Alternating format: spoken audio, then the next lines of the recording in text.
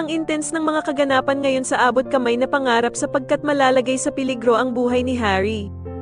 Dito nga matapos makita ni Harry ang isinulat sa papel ni Lynette, ay agad itong babalik sa bahay mag-isa upang iligtas siya.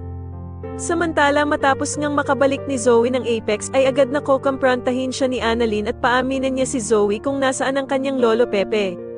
Ngunit itatanggi lamang ito ni Zoe at wala nga daw siyang nalalaman tungkol sa pagkawala ni Lolo Pepe kaya naman daw ay tigilan siya ni Annalyn sa kabibintang nito sa kanya.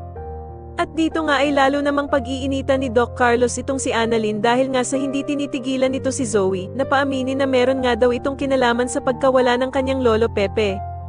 Pero hindi naman magpapadala sa takot si Annalyn at sasabihin niya nga kay Doc Carlos na kahit ano man ang sabihin nito ay hindi siya titigil na paaminin si Zoe.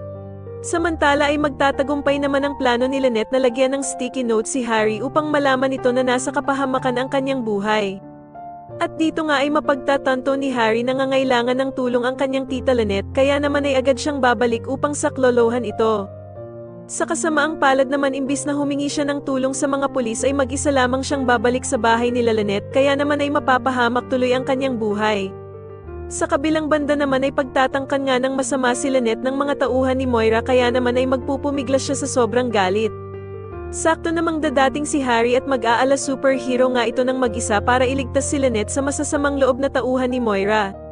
Sa tingin niyo makaligtas kaya si Lynette sa kamay ng mga tauhan ng bruhang si Moira at mabuking na kaya nila Doc Robert at Giselle na ang mag-inang Zoe at Moira ang may hawak sa ama nilang si Lolo Pepe? Mas lalo na nga talagang nagiging exciting ang mga susunod na kaganapan kaya naman ay mas lalo pa nating abangan ang mas lalong gumigandang abot kamay na pangarap. Maraming salamat po sa inyong panonood at sana po ay mas subscribe niyo ako. Maraming salamat po.